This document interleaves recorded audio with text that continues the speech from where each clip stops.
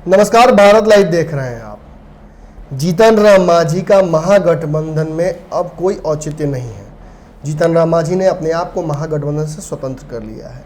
इसके पीछे जो कुछ हुआ है वो आपको अच्छे से पता है। आपको पता है कि महागठबंधन में एक कमेटी बनाने का प्रयास किया जा रहा था, जिसके तहत कोऑर्डिनेशन स्थापित किया जाए और सीएम कैंडिडेट की बात कर ली जाए या सीटों के समीकरण की बात की जाए। इन सभी को स्थापित किया जाना था, लेकिन कई अल्टीमेटमों के बावजूद मांझी जी की बातें राजद ने नहीं मानी। कई बार मांझी जी कांग्रेस के दरवाजे पर भी गए, लेकिन वहां से भी उन्हें खाली हाथ आना पड़ा। इन सब के पीछे कहा जाता है कि मांझी जी के प्रेशर पॉलिटिक्स थी, जो कि राजद ने भांप ली और राजद ने वक्त रहते अपने आप को इन सभी चीज़ों से अलग कर लिया। अब मांझी जी महागठबंधन का हिस्सा नहीं है, लेकिन कल तक के बयानों को अगर कांग्रेस के हम देखते हैं तो जिस तरीके से शक्ति सिंह गोहिल, जो कि प्रभारी हैं बिहार कांग्रेस के, उन्होंने एक सर्टेन दायरा तय किया। राहुल गांधी ने भी वीडियो कॉन्फ्रेंसिंग के माध्यम से ये वादा किया था और बिहार कांग्रेस के सारे नेताओं को ये टास्क दिया था कि आप कांग्रेस की सीटों के अलावा महागठबंधन के घटक दलों की सीटों पर भी चिंतन कीजिए और अगस्त के शुरुआती हफ्ते तक एक रिजोल्यूशन बनाकर सामने लाइए। लेकिन मांझी जी का अल्टीमेटम और मांझी जी के समय खत्म हो जाने की वजह से मांझी जी अब महागठबंधन में नहीं है। देखिए, महागठबंधन में एक ऐसी परिस्थिति आई थी जब कहीं ना कहीं कहा जाता है कोऑर्डिनेशन बन सकता था। दिल्ली में एक हाई लेवल मीटिंग हुई, जिसमें वीडियो कॉन्फ्रेंसिंग के माध्यम से अहमद पटेल ने तेजस्वी यादव को भी आह्वान किया था और बाकी दलों को भी। तेजस्वी यादव उस मीटिंग में नहीं पहुंचे, मांझी जी पहुंचे थे। एक समय मांगा गया था 1 हफ्ते का मांझी जी के हवाले से कांग्रेस के द्वारा, जिसमें चीज़ों को दुरुस्त कर लिया जाएगा, लेकिन ये नहीं हो सका क्योंकि तेजस्वी यादव इस मुद्दे पर बात करने के लिए तैयार नहीं है। उन्होंने इस मुद्दे पर बात करने के लिए जब मीडिया ने उनसे पूछा तो उन्होंने कहा कि हमने नियुक्त कर दिया है जगदानंद सिंह को, और जगदानंद सिंह ही इस मुद्दे पर एकमात्र इकाई है जो हमारी पार्टी की तरफ से बयान देने के लिए अधिकृत है। अब इस परिस्थिति में सबसे बड़ा घाटा ये हो रहा है कि जीतन राम मांझी जगदानंद सिंह से बात नहीं करना चाहते हैं। या तो उन्हें उनसे बात करने में ये लगता है कि वो एक प्रदेश अध्यक्ष से कैसे बात करेंगे, जबकि खुद तेजस्वी से वो बात करना चाहते हैं, या उन्हें लगता है कि उसके लिए उनको एक अलग इकाई बनानी चाहिए। और उन्होंने भी जिस तरह से तेजस्वी ने जगदानंद सिंह को अधिकृत किया, उसी तरह से अपने फतुहा के जिलाध्यक्ष को नियुक्त कर दिया, माफ़ कीजिएगा, प्रखंड अध्यक्ष को नियुक्त किया। और प्रखंड अध्यक्ष को नियुक्त करने के साथ साथ उन्होंने ये भी इशारा कर दिया कि कहीं ना कहीं अब कोऑर्डिनेशन जो होगी वो जगदानंद सिंह और उनके कार्यकर्ता के बीच में ही होगी, वो बीच में नहीं आएंगे। हालांकि पार्टी ने मांझी जी को, हम पार्टी ने मांझी जी को अंतिम रूप से अधिकृत कर दिया है कि वही डिसीजन लेंगे कि वो महागठबंधन में रहेंगे या नहीं रहेंगे।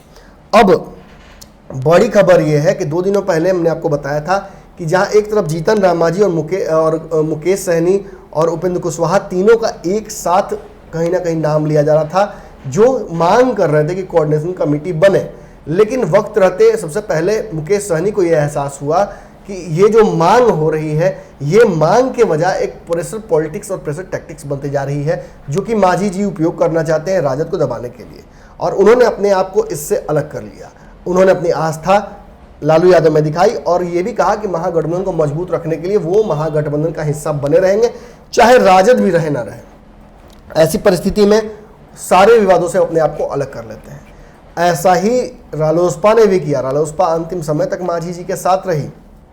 बयानों का हमला भी रालोसपा के ऊपर उतना ही हुआ राजद का, लेकिन रालोसपा ने वक्त रहते अपनी एक कमेटी बनाई 3 सदस्यीय, जिसमें उन्होंने अपने प्रदेश अध्यक्ष को भी मौका दिया, कोषाध्यक्ष को मौका दिया और कार्यकारी अध्यक्ष को दिया। और भूदेव चौधरी के साथ इन 3 लोगों की कमेटी ने मुलाकात भी कर ली जगदानंद सिंह से और अपनी सीटों पर बातचीत भी शुरू कर दी।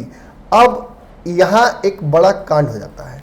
मुकेश सहनी भी और रालोसपा भी अपने स्तर से तैयारियां शुरू कर चुकी है और अब इन्हें परहेज नहीं है जगदानंद सिंह से बात करने में। इतना ही नहीं, कांग्रेस ने भी अपनी तैयारियां शुरू कर दी हैं। आपको पता है कि कांग्रेस में एक बड़ा फ्लोचार्ट बनाया गया है चुनावी तैयारियों को लेकर। आज से कल तक आपको पता है कि कांग्रेस के प्रभारी सारे बिहार में जुटे रहेंगे और इनका काम क्या रहेगा?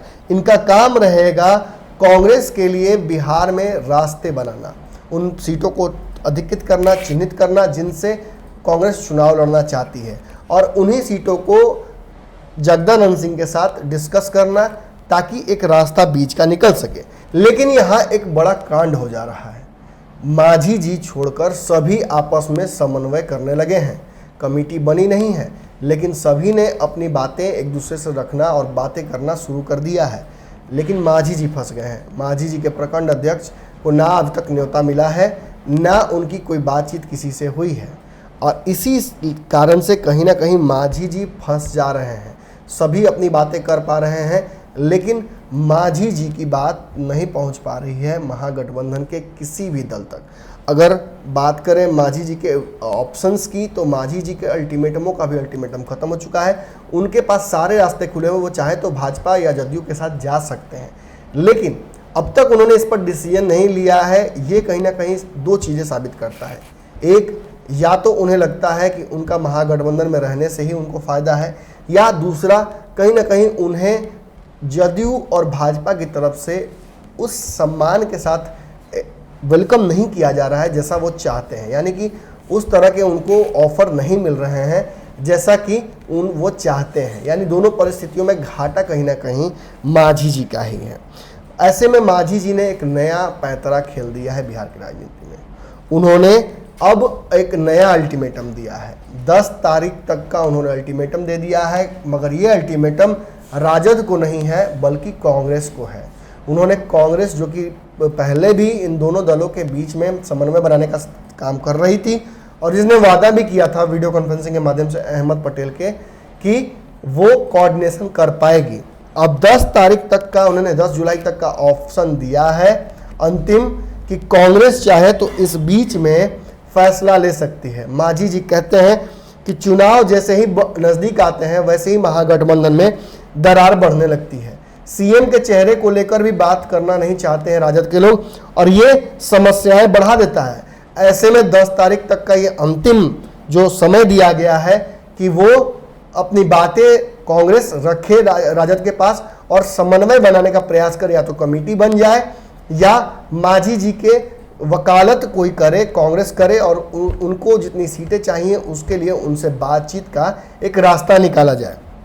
अब बड़ी बात यहां है कि मांझी जी की बेचैनी इसलिए ही बढ़ी हुई है क्योंकि राजद और रालोसपा के बीच में बातचीत शुरू हो गई है।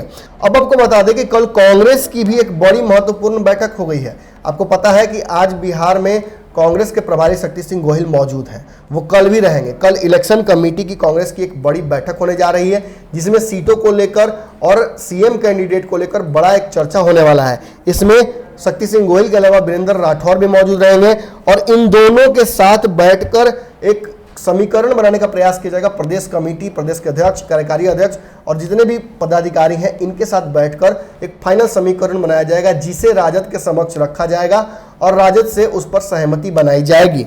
लेकिन मांझी जी के किसी सदस्य को, किसी भी कार्यकर्ता को या उनके द्वारा अधिकृत प्रखंड अध्यक्ष को कहीं भी बुलाया नहीं गया है, ना मौका दिया गया है, ना वो बात कर रहे हैं, ना मांझी जी खुद इनिशिएटिव लेने की स्थिति में अब हैं।